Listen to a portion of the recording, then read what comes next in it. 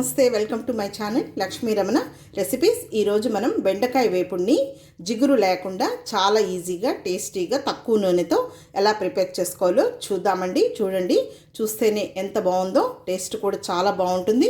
పిల్లలకి లంచ్ బాక్స్లో అన్నంలో కలిపిచ్చి ఇవ్వచ్చండి. అలాగే మనం కూడా అన్నంలో కలుపుకొని తినచ్చు.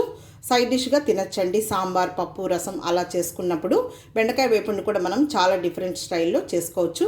నేను ఈరోజు ఈ బెండకాయ వేపుడిని ఎలా ప్రిపేర్ చేశానో, కావలసిన పదార్థాలు, తయారీ విధానం ఒకసారి చూద్దామండి. ఇక్కడ నేను ఒక 1/2 కేజీ బెండకాయలు తీసుకున్నానండి.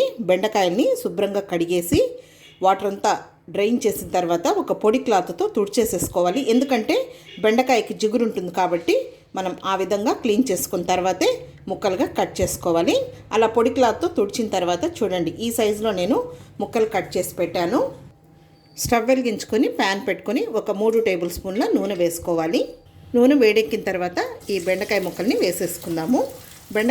ఇప్పుడు ఈ బెండకాయ ముక్కల్ని ఒక 2 సార్లుగా ఫ్రై చేసుకోవాలి. హై ఫ్లేమ్కి, మీడియం ఫ్లేమ్కి అడ్జస్ట్ చేసుకుంటూ కొంచెం క్రిస్పీగా అయ్యే వరకు ఫ్రై చేసి పక్కన పెట్టుకోవాలి.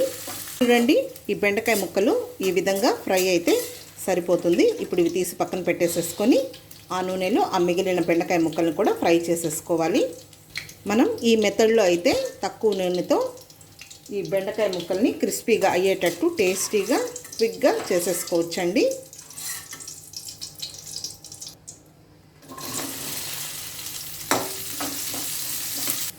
ఓకే అండి, ఈ బెండకాయ ముక్కలు కూడా వేగిపోయాయి, తీసేసుకుందాము. ఇప్పుడు మనకు బెండకాయ ముక్కలు వేయించిన తర్వాత కొద్దిగా నూనె ఉంటుందండి. మీకు ఒకవేళ చాలకుంటే ఇంకొద్దిగా నూనె వేసుకోవచ్చు. ఇప్పుడు ఇందులో పోపు దినుసులండి. ఆవాలు 1/2 టీ స్పూను, మినపప్పు 1/2 టీ స్పూను, పచ్చిశనగపప్పు 1/2 టీ స్పూన్, జీలకర్ర 1/4 టీ స్పూన్ వేసుకోవాలి. పోపు దినుసులు వేగిపోయాయి. ఒక ఎండుమిరపకాయని తుంచి వేయాలి. అలాగే ఒక 2 పచ్చిమిరపకాయని చిన్న ముక్కలుగా కట్ చేసి వేసుకోవాలి. ఒక మీడియం సైజు ఉల్లిపాయని చిన్న ముక్కలుగా కట్ చేసి వేయాలి. కొద్దిగా కరివేపాకు, అలాగే ఒక 6 వెల్లుల్లి రెబ్బల్ని పచ్చాగా దంచి వేసుకోవాలి. ఇప్పుడు ఈ ఉల్లిపాయ ముక్కల్ని 1 నిమిషం ఫ్రై చేసుకోవాలి. చూడండి, ఉల్లిపాయ ముక్కలు ఈ విధంగా వేగాలి. ఇప్పుడు ఇందులో ముందుగా వేయించి పెట్టుకున్న ఈ బెండకాయ ముక్కలు వేసేసుకుందాం. ఈ బెండకాయలో కూడా ఆయిల్ ఉంటుంది, సరిపోతుంది మనకు. ఇప్పుడు ఇందులో ఒక 1/4 టీ స్పూన్ పసుపు పొడి వేయాలి. అలాగే రుచికి సరిపడా సాల్ట్ కూడా వేసుకోవాలి. ఇప్పుడు ఈ ఉల్లిపాయలతో పాటు ఇంకొక నిమిషం ఈ బెండకాయ ముక్కల్ని ఇలా కలుపుకుంటూ ఫ్రై చేసుకోవాలి. ఇప్పుడు ఉల్లిపాయ ముక్కలు మనం వేసాం కదా అండి, అవి మంచి బ్రౌన్ కలర్ వచ్చే వరకు ఫ్రై చేసేసుకోవాలి. అప్పుడు మనకు ఈ బెండకాయలు కూడా బాగా మంచిగా క్రిస్పీగా వచ్చేస్తాయి. చూడండి, బెండకాయ ముక్కలు మనకు జిగురు లేకుండా ఎంత పర్ఫెక్ట్గా ఈ బెండకాయ వేపుడిని ప్రిపేర్ చేసేసుకోవచ్చు. ఈ మెథడ్లో అయితే టేస్ట్ కూడా చాలా బాగుంటుంది. అన్నంలో కలుపుకొని తినడానికి, అలాగే పిల్లలకి లంచ్ బాక్స్లో కూడా కలిపిచ్చి ఇవ్వచ్చు. తర్వాత సైడ్ డిష్గా కూడా తినచ్చండి. చాలండి, మనకు ఈ బెండకాయ ముక్కలు వేగింది. ఉల్లిపాయలు కూడా చూడండి మంచి కలర్ వచ్చాయి.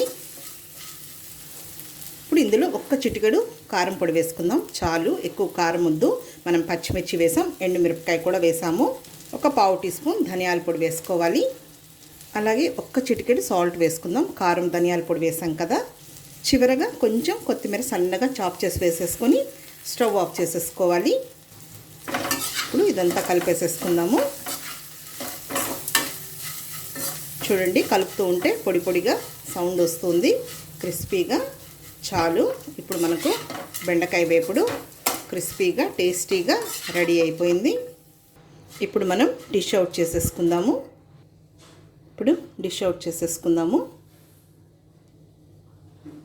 అంతే అండి, చూసారు కదా. చివరగా కొంచెం కొత్తిమీరని సన్నగా చాప్ చేసి వేసుకోవాలి. తప్పకుండా ట్రై చేసి చూడండి. బెండకాయ వేపుడిని కూడా మనం చాలా డిఫరెంట్ స్టైల్లో చేసుకోవచ్చు. ఈ విధంగా మీరు తక్కువ నూనెతో టేస్టీగా క్రిస్పీగా ఒకసారి ట్రై చేసి చూడండి, చాలా బాగుంటుంది. చూడండి ఎంత కలర్ఫుల్గా ఉందో. ఈ వీడియో మీకు నచ్చినట్లయితే నా యూట్యూబ్ ఛానల్ లక్ష్మీ రమణ రెసిపీస్ని కొత్తగా చూస్తున్నవారైతే నా ఛానల్ని తప్పకుండా సబ్స్క్రైబ్ చేసుకోండి. నచ్చితే లైక్ చేయండి, షేర్ చేయండి. ఇంకొక మంచి వంటతో మళ్ళీ కలుద్దాం. నమస్తే అండి.